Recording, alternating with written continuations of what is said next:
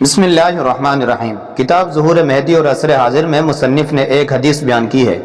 سامعین محترم، جس کا ترجمہ اور تشریح پیش خدمت ہے۔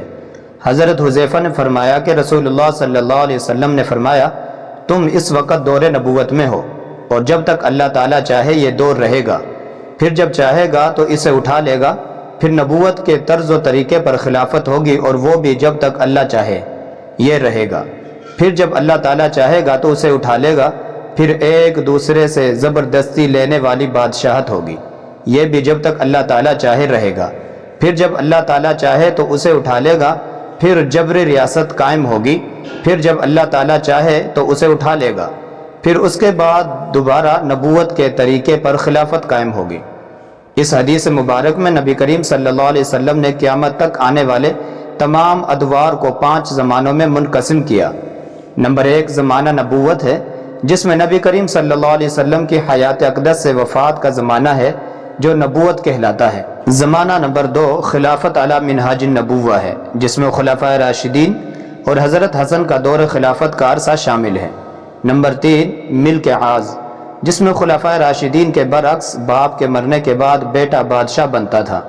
جب کوئی شخص کسی چیز کے حاصل کرنے میں حریص ہوتا ہے تو اسے عاز کہتے ہیں، یعنی بادشاہ کے انتخاب میں شورا کے فیصلے کو چھوڑ کر موروثی طریقہ حکومت کو ملک عاز سے تعبیر کر دیا۔ اس دور میں بنو امیہ، بنو عباس، سلطنت عثمانیہ اور دیگر متفرق بادشاہتیں شامل ہیں۔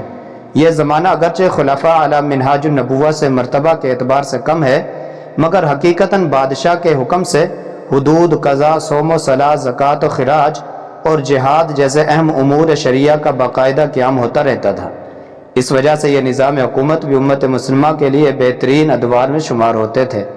چوتھا زمانہ ملک جبریہ ہے، جس کی ابتدا استعمار سے شروع ہو کر آزادی تک، اور پھر آزادی کے حصول کے بعد برائے نام آزادی، مگر حقیقتاً غیروں کے طریقوں کے مطابق نظام حکومت چلانا، ملک جبریہ میں آتا ہے۔ اس دور میں دین کی حاکمیت نہ ہونے کے برابر ہو کر رہ گئی۔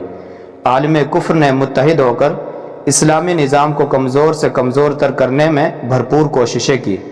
اس کو مزید مستحکم کرنے کے لیے استعماری طاقتوں نے دنیا بھر میں جہاں اسلامی ممالک کو اپنی مرضی کے سربراہوں کی صورت میں یرغمال بنایا، وہیں مسلمانوں میں وطن، قوم، لسانیت و فرقہ واریت کی شکل میں باہمی تفریق کا نشانہ بنایا۔ جبکہ اس دور میں ایسے ہی اسلامی شعائر اور قوانین، احکامات دینیہ کی تضحیق نیز مسلمانوں پر ظلم و ستم روا رکھنے میں بھی کوئی کسر باقی نہیں رکھی۔ اسی وجہ سے حدیث مبارکہ میں دنیا کے ظلم و جبر سے بھرنے کے بعد دوبارہ پھر طرز نبوی پر خلافت کے قیام کی خوشخبری سنائی گئی۔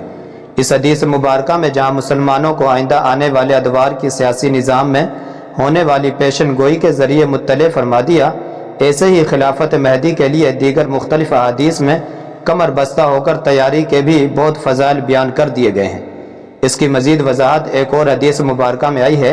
فرمایا، اس امت کے لیے ظالم و جابر بادشاہ ہوں گے، افسوس جو نیک لوگوں کو کس طرح ظلم و ستم سے ڈراتے ہیں اور انہیں قتل کرتے ہیں، صرف وہی لوگ ان سے بچتے ہیں جو ان کی بات مانیں۔ متقی مومن ان کے ساتھ زبانی بات چیت کے ذریعے معاملہ رکھے گا، مگر ان کا دل ان سے کوسوں دور بھاگے گا۔ لیکن جب اللہ تعالیٰ دوبارہ اسلام کو زندہ کرے گا تو ہر ظالم و جابر کو ختم کر دے گا، اور وہ فساد کے بعد امت کی اصلاح پر قادر ہے۔